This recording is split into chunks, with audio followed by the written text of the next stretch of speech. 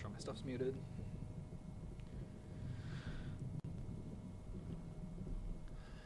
Happy Tuesday, Hoops Heads, and welcome to the Double Dribble.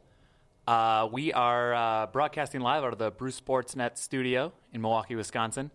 Paul Pierce's career in the NBA is officially over, but on this show, the truth always reigns, and I'm joined, as always, by my colleague. He's one of two Mitches in the studio today. We got double Mitches. Mitch Baumhoff. How's it going, Mitch? I'm slightly unnerved, but we're gonna power through it.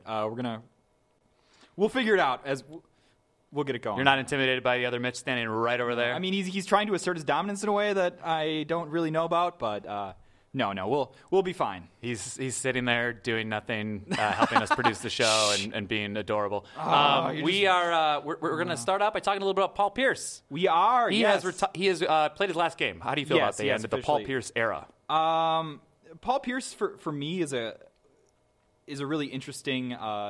He gives a really interesting insight into where I am, kind of as a basketball writer. Because Paul Pierce was the first kind of like real. He was part of the first super team that I ever really covered or talked about, which was obviously those late 2000s Boston Celtics teams with him and Garnett and Ray Allen.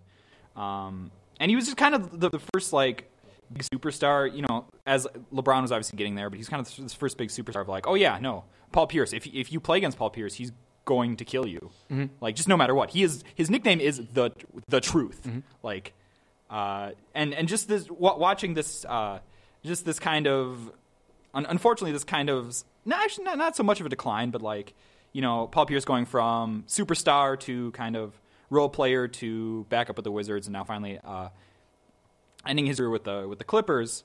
I think it's just an awesome career that I've been so excited to watch, and you know, it's come to an end now, and I'm going to be a little sad about that. Yeah, the circle of life. When I think of Paul Pierce, a few things come to mind: the stabbing. Yeah. Sure, yeah. if we want to go. Earlier off, Mike, I misheard you when you said he was a Knicks killer, and I thought you were saying he was a killer. Which is definitely the opposite of what happened in that situation. I think legally we have to say that Paul Pierce is not a murderer of any sort. Antoine Walker, the wheelchair game with the Celtics, with the big three. His mid-range Jays, his kind of soft, kind of fat body. And then he had a good YMCA body. I mean, let's be real. And then the emojis. Oh, yeah. So the other thing that really gave Paul Pierce a special place in my heart is just his kind of like half knowledge of how to use Twitter, which, you know, is the best way to use Twitter. It's very good, but you just watch like the double spaces, the misspelled words, the links that don't really go anywhere, the pictures of rocket ships instead of emojis. If you'll remember in the classic DeAndre Jordan saga of a couple of years ago, when everyone was trying to take their boats, planes, trains, and automobiles. Yeah. To get to DeAndre to try to bring him to their team, Paul Pierce decided to get in the action, and instead of using the handy emoji keyboard on his phone, he decided, I'm going to find a JPEG of the rocket emoji, the actual one, and I'm just post that instead. And that was a pretty fun weekend for basketball Twitter, and I think he kind of capped it off. Yeah. So we've got a few questions of the day. We've never done a question of the day before, so we're gonna try to make up for that by having many of them.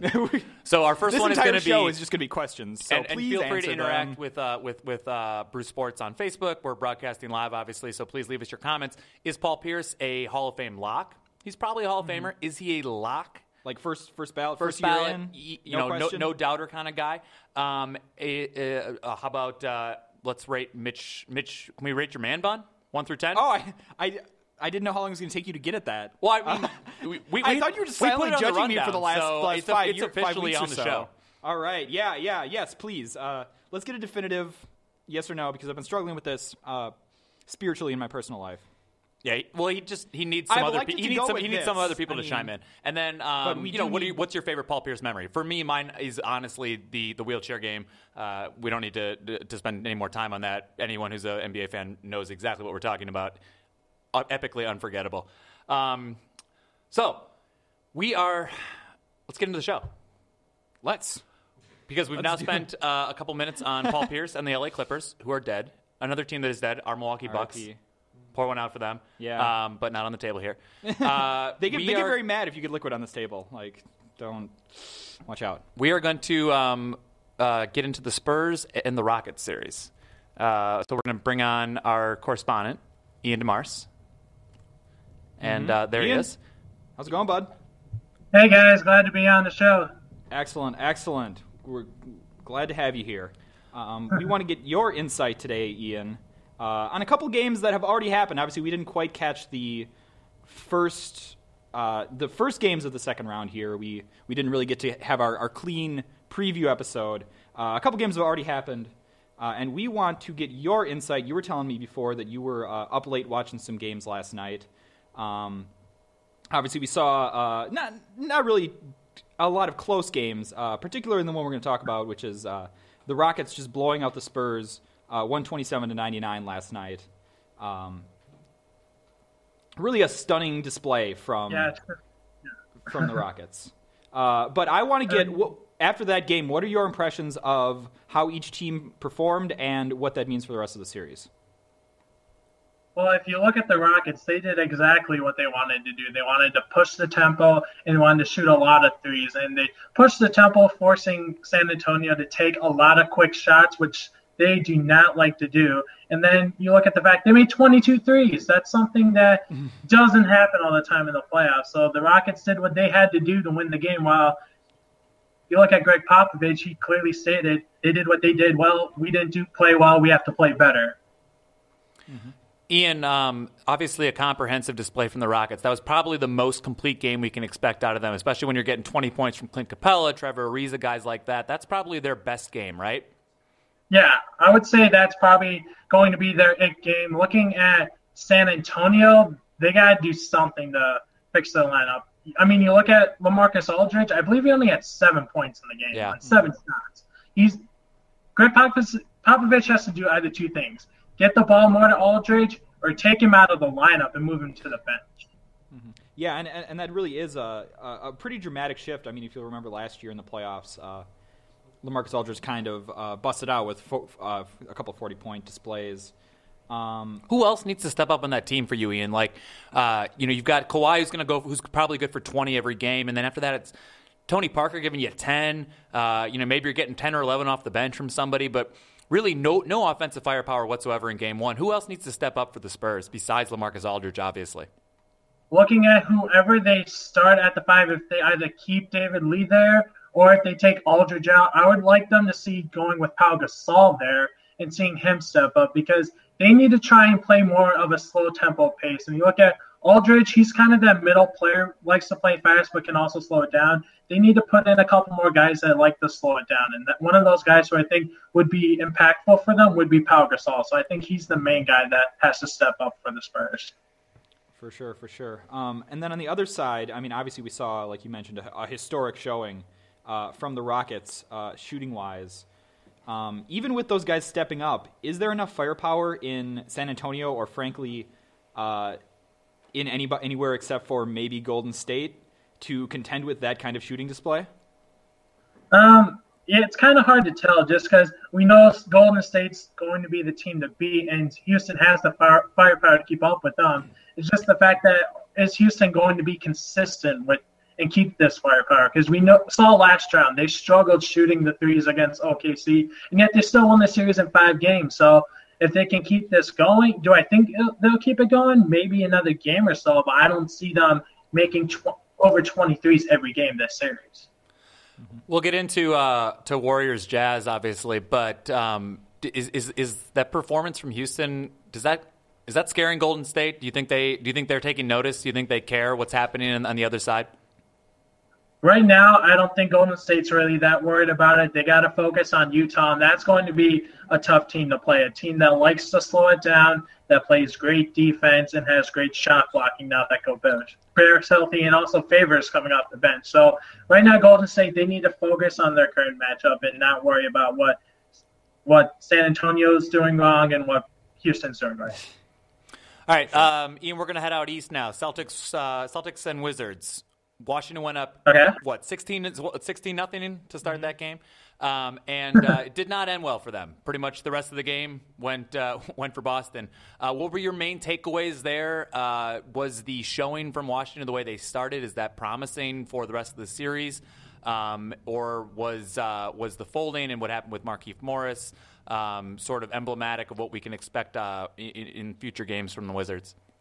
Yeah, looking at Washington, I felt when Morris went down, that's where they lost all that firepower. You look at it, they only were up 5 at the half, and then they ended up losing the game.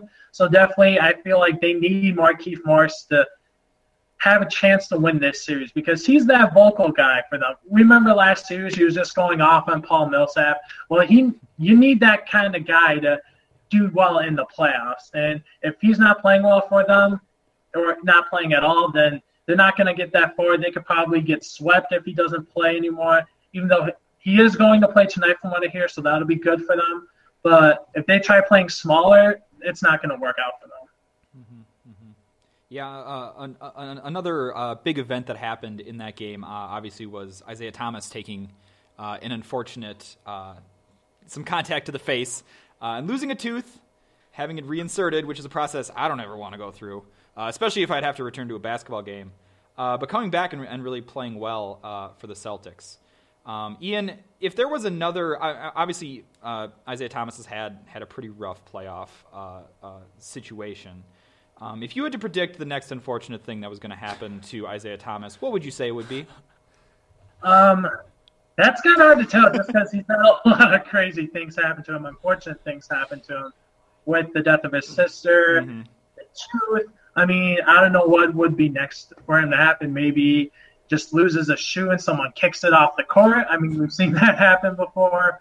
His luggage gets lost. I don't know in what DC. would happen next unless he goes through another shooting slump. But I feel like what just happened to him right now, I just feel like there's not really nothing else that could happen unless for some reason that tooth that he got fixed falls out again. Yeah.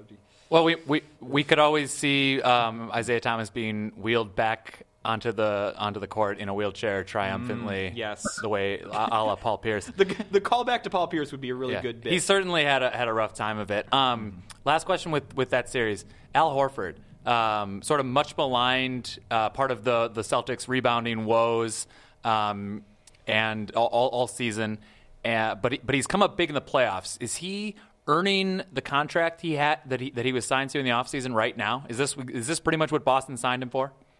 Yeah, they needed that one guy that needed to propel them in the playoffs, and getting a guy like Horford is doing that for them right now. Just look at the last game, 1 rebound shy from a triple-double. Those are numbers that you usually don't see from centers in the postseason. I mean, it's hard for them to do it in the regular season, but putting up numbers like that in the postseason, I think the last guy that put up numbers like that was Hakeem Olajuwon. So he's definitely playing worth the money that they are paying him. And you look at a guy, he's a stretch 5 that can shoot the 3. He can rebound the ball. He can pass the ball. He can block shots for you. He's definitely earning his money, especially with it being the playoffs. All right, great. Well, we really appreciate having you on, Ian. Before we let you go, I want to get a prediction out of you for both of these series. So Spurs Rockets, Celtics Wizards, who's taking them and in how many games? Okay. The way the Spurs played yesterday, I was tempted to say 4 for Houston, but I think they're going to bounce back next game, and I think Houston's going to win Game 6 in Houston and move on to the conference finals. Looking at the East, I have some faith in Washington. They're my dark horse team in the East. I think that they end up upsetting the 1-seeded Celtics in 6 games as well. Wow. Ian, I got to keep you on for one more question. You are rocking a Steph Curry jersey right now, and last week we talked extensively about the show off the court, the press conference podium game. How much do you think we're going to see of Riley Curry in this next series against the Jazz? And I guess if you want to give us a prediction on Jazz Warriors, you can do that too. Well, I hope we see Riley Curry every post game that the Warriors win, but I feel like whenever Curry has a big game, we'll see her. So I think tonight he'll have the big game. So I'm hoping we'll see Riley tonight. And then in that series, I like the Warriors to win that series. I'll give it 5 games. I think the Jazz will get one of the games at their place. All right, thanks a lot. Ian, tell people where they can find you. All right, you can find me on Twitter at sportsdude_603. You can follow me on Instagram, IanTheWatchdog_75. Yeah. You got those underscores down, man. Thanks a lot for joining us. Really appreciate your time. All right, thanks, guys. Take care. All right, that was one of our guests. We got 2 for 2 on not having technical difficulties with our guests. This is great. If you have anything you want to chime in on Ian's insights and Ian's takes, Ian's predictions, Mitch's man bun, please let us know in the comments. Also, whether you think Paul Pierce is a first ballot lock Hall of Famer. What your best Paul Pierce memory was. And I guess we should probably move on to the series that we didn't let him talk about. Yeah, probably. I saw that. Mercilessly. I saw the Steph Curry jersey. I was like, oh. Yeah, let's not. We have 10 more minutes? Cut that off. So they're starting their series tonight. How long do we think that's going to go? And what are you looking for in Warriors? So first Jazz? I have to give myself a little bit of the pat on the back because I did call that the Jazz were going to win that series against the. If you'll remember, you did. Well, I do remember video evidence. We of mentioned me it predicting last week. that the Jazz would win. Yeah. Against the Clippers, and I still really do love. You deserve this Jazz your due. team, obviously. Thank you. I just have to. When I get one right, I don't get them right often, but when I do get them right, ooh, we sucked at that. okay, all right, elbow. Watch the elbow. But yeah, no, I mean this is. Are they going to win one from the Warriors? Are your Jazz going to take one the way Ian said, or is this going to be a sweep? They're going to be on their way to 16-0. I don't really have a lot of faith that the Jazz are going to put up all that much of a fight in this series. I generously I would give them a game, but realistically I would say we're probably going to see another 4 games out of Golden State, simply because they didn't really break a sweat against Portland in their 4-game sweep, and frankly seemed a little bit bored, if you ask me. It's really interesting for me because the Jazz play this kind of unique, by today's standards, slow it down, grind it out offense. They run a lot of post play. They focus on Rudy Gobert a lot, and that might be enough to throw Golden State off for a little bit. Their kind of frenetic bombing play style, but realistically, I mean, there's just too much with Golden State. I love Utah, like we said, but you'd still be foolish to pick anyone else. Yeah. You said that the Warriors seemed a little bit bored in their first-round series, that the Jazz play a slow style. We're broadcasting from Brew Sports out of Milwaukee, Wisconsin, a city that is not always regaled as the most fun and exciting nightlife-centric town. Those of us who love the nightlife might disagree, but I love the nightlife, but not for reasons that professional basketball players love the nightlife. J.R. Smith would disagree in finding Milwaukee a good time, but the Warriors clearly do not enjoy Salt Lake City. No, you had a good time looking at or reading some of those comments this week, especially one in particular that the one response from the Jazz. After a couple of the Warriors players had said, there's nothing to do. We would rather play in L.A. We'd rather play in L.A. against the Clippers. Don't want to go to Salt Lake City. Matt Barnes, who I feel like that guy should probably not be going out anymore for various reasons. He could stand to stay in. Just Netflix it. It's fine. Right, exactly. And then Kevin Durant, Steph Curry, some of the more veteran members of the team were diplomatic in saying, we're not really looking to party. It's the playoffs. Yeah. But one Jazz player in particular had a nice response to being told that basically Salt Lake City is boring. So we've talked a lot about really entertaining kind of mini feuds that have gone on through the media and such. Off court is the best. And we were also talking before the show about how much I like Joe Ingles, who is the really the lunch pail, the blue collar man's blue collar man in the NBA. Despite the fact he's 6'8" and good at basketball. He is Joe Sixpack. He looks like a guy that would be tending bar around the corner from where I live. Right. If there were bars in Salt Lake City. Yeah. But Joe Ingles, ever the opportunist, said, "Hey, listen, I know you guys don't really like Utah. It's kind of boring, whatever. But if you want to go to Vegas while you're here in Utah, I will get you. I'll rent you a car and send you on your way." And I love that because if you're going to take somebody's statement and turn it on and say, "Yeah, go to Vegas in between games, come back, see how you play." That might be the Jazz's best opportunity to steal one if they just ship Durant and Matt Barnes and Draymond Green off to Vegas for a couple of days, and when they get back, see if they can still walk straight. You said Draymond. I was going to say, who comes out worse if the worst if the Warriors spent the night in Vegas? It's got to be Draymond, right? I mean, it's we probably said Matt Draymond, Barnes, but Matt Barnes. Andrew Bogut isn't there anymore. I bet you he would have partied real hard. Iguodala is probably up there. He's coming in a little bleary-eyed.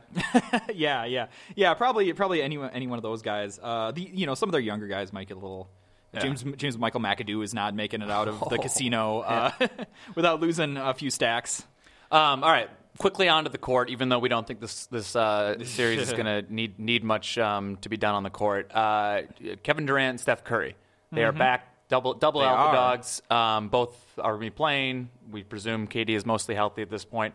If it comes to it, which one of those is your finisher? Which one of those is your killer? The guy that's taking that fourth quarter shot. I mean, that's tough, and it's not tough because I don't like either one of them. It's tough because I would gladly take either one of them. I would, all things considered, I would probably still give it to Durant, who I still, at least in my head, give the weird offensive edge over, obviously, Steph Curry, amazing, one of the best three-point shooters of all time when it's all said and done. But I think if I had to pick one guy who had the ball in his hands, the shot clock running down, I'm still going to take Durant. It also felt like during the season, especially when they were gelling, before Durant went down, that Steph had sort of accepted that role of yielding. He is the point guard positionally. He obviously can certainly end games and finish off teams from 40 feet away on his own. But he did seem to be in that role of I am the point guard. Kevin Durant is the guy that's getting this last shot and seemed to accept that. And we'll see, obviously, Steve Kerr is still out indefinitely in the playoffs, so it'll be Mike Brown drawing up those final plays. And presumably he doesn't really need to because those guys can figure it out on their own with three All-NBA players on the court. All right, the last series, we'll go back east. Cavs-Raptors, the Raptors who finished off our Bucks. That's again. That's two mentions for the Bucks. That's all we're allotted for in our show. Baxter has his hand on the button. He's ready to shut this thing down if we say it the third time. That's the kill switch. So let's talk about the fact that the Raptors didn't really look like the Raptors that were supposed to be Cavaliers challengers. They added Serge Ibaka and PJ Tucker to DeMar Carroll. These three supposed ostensible LeBron stoppers. Nobody really did much of that. He had 30 something and 10. Kyrie, 20-something and 10 assists. Do you see the Raptors winning a game in this series? I know that's what we've been asking a little bit, but it's just sort of how interesting do we make the NBA playoffs, right? The Cavaliers and the Warriors are the ones that we are both seeing in the finals. Can the Raptors slow them down a little bit? I mean, certainly, if there's one thing that we did learn about the Raptors in their first round matchup was there's plenty of variance there. I mean, they can make adjustments, right? They got blown out by the Bucks. Obviously, the Cavaliers are a little bit better than the Bucks, but I think they definitely have the ability to come back and play several competitive games and take one or two from Cleveland. I mean, while the LeBron stopping crew did not really show up in Game 1, you still got to believe that Serge Ibaka can totally still get hot, and he's been shooting three-pointers really well in this postseason. DeMar Carroll, I wish he was doing better. Obviously, he struggled a little bit. But still a good defender and somebody who can body up LeBron and at least slow him down. Obviously, you're never going to really stop LeBron, but you are going to be able to slow him down and at least make the Cavaliers depend on a Kevin Love outburst or Kyrie dominating a game. So I definitely do see this as competitive, but I also agree that the Cavaliers probably take the series. Yeah, and one thing, we watched the Bucks-Raptors series more closely than the other ones, just obviously out of rooting interest. But one thing the Raptors very clearly did was they intentionally in Game 4 tried to muck it up, right? Like they uglied it up, they slowed it down. They inserted Norm Powell for Jonas Valanciunas in the starting lineup. Dwayne Casey made some really effective and effectual adjustments. So without asking you what adjustments they need to make, because we're only one game in, do you see some potential for the Raptors to do similarly against the Bucks in terms of just trying to ugly up the game a little bit? Would that work against a team that obviously has LeBron, that is the defending champion, has NBA Finals experience? Is that going to work, or do you have to just sort of, throw stuff at the wall and just sort of try to last as long as you can? Yeah, I mean, I think there's definitely going to be somewhat of a kind of a scramble drill as they do try to figure out optimal lineups. But one of the nice things that Toronto crafted very carefully in the offseason and at the trading deadline was some depth. I mean, they've got PJ Tucker coming off the bench. They've got Pat Patterson coming off the bench. You can have any configuration of DeRozan and Norm Powell, Ibaka, DeMar Carroll. Corey Joseph looked like he can actually shoot the ball a little bit. Yeah, exactly. Corey Joseph is still a solid backup point guard for you. And so they do have plenty of options, and it's really just going to be about figuring out that combination that is most effective. And lastly, with that series, most important, I think, for this show, especially given the name of the network, LeBron James, who almost took a sip of some beer yesterday, which I'm guessing would have broken the internet and all sort of like holier than thou sports reporters. Several NBA rules, presumably. Right, yeah, which hopefully wouldn't have been enforced because who cares? We are obviously beer guys. Yes, got a that hot is correct. break from Milwaukee Brewing Company. What are you working on there? I'm still repping Surly. Shout out Minneapolis. That's right. LeBron said he was a red wine guy. Are we taking any points off of his defending of his MVP, NBA champion, potential best player of all time, NBA card? No, man. I mean, all the best NBA players drink wine. Boris Diaw. He's watching his Greg calories. Popovich. There you LeBron go. James. Listen, this is just a murderer's row of the best NBA players. No, I mean, hey, man. Listen, I'm never here to shame someone for what they drink. Right. As someone who exclusively drank cheap beer for about 5 years. I was going to say, I think didn't we try to college. name a couple of wines last week, and we really struggled. Like I know. Sauvignon, that was about it. That's all we got. I drank the wine out of the box a couple times. I mean, listen, it's in a jug we've or all a been box. there. But yeah, no, a little bit more seriously, that was actually the moment where I thought, okay, Toronto's in real trouble. Yeah. When LeBron just decides he can clown on you, he can put on a skit in the middle of a game.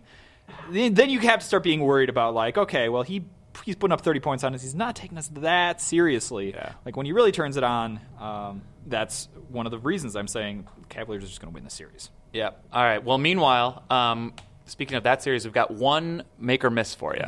All right. We're whittling down our usual make or miss lineup from about 12 to 15 to 1. We're focusing. We're really honing in here. Because LeBron's coach, Tyronn Lue, had a very interesting thing to say earlier this week. Sure did. He has a lot of good quotes, I'm finding out. You can talk about his coaching, but...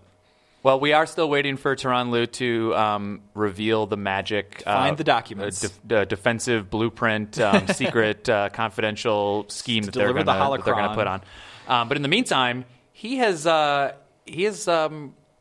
been crying a little bit about Cleveland's the head coaching situation for the Cavaliers being the toughest in the NBA. There are 3 All-NBA players on that team in the highest payroll in the history of the league.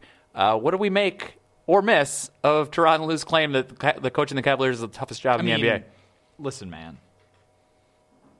You wouldn't even have to coach if you don't want to. You have LeBron James on your team. He will tell everyone what to do, and they will listen to him, and you'll be just fine. I think coaching obviously, you have to take into consideration that there are personalities to deal with. You do have to manage the fact that you have LeBron James, who is a very assertive player on the court, and you have to balance that a little bit. So the job might be a little bit more personality management than it is X's and O's. But like, come on, you can't tell me that. Oh no, I have to coach this finals contender every year, and that's the hardest job in the NBA. Like, no. Yeah. Brett Brown has the hardest job in the NBA because he has had to figure out what to do with that broken Sixers team. Oh yeah, for it's been a while 5 since years. we talked about the 76ers. Yeah, well, I mean, listen, by the time we started the show, they were already out of the picture. But yeah, no, I get that it's tough, but man, you're in a pretty good position, Tyronn Lue. Yep. Like Paul Pierce, I would say you're speaking the truth on that one. Thank you. So, what do we got to do a prediction for that one too? I guess. Like, are we throwing any wins at the Raptors? I will be generous and I will give the Raptors one victory. one win. I grant them one victory. It's very nice. But I do say that the Cavaliers take this series in 5 games. Nice. With that being said, I'm eager to watch it actually go to 7 and be really close. Wow. Well, we are going to wrap this up. Thank you for tuning in to another episode of the Double Dribble. As always. Mitch, where can people find you on those internets? Oh, on the internet, you can find me on Twitter at Mitch Vomhoff. You could probably find me on LinkedIn if you wanted to. You could find me on Facebook. Let's be friends on Facebook. I'm very friendly. Mm-hmm. Did you get any endorsements last week, by the way? Anyone throw some endorsements your way? Somebody that I don't know just endorsed me for bad sports takes. Okay. And that hurt a little bit, but that's lukewarm fine. takes. Tepid takes. Instagram, everywhere, it's just at Mitch Vomhoff. Find me. How about you, Jimmy? You can find me at JimmyCarlton88 on Twitter. You can read my sports writing at on onmilwaukee.com or on the Sports Editor. And keep tuning in to Bruce Sports for NBA shows, baseball shows. I should shout out that that we have recently launched the written portion of Brew Sportsnet. So check out all of our great articles. We got some contributors already putting stuff in on brewsportsnet.com. Yeah. It'll all be there. And please let us know what you think of Mitch's man bun. Please. Thanks a lot, guys.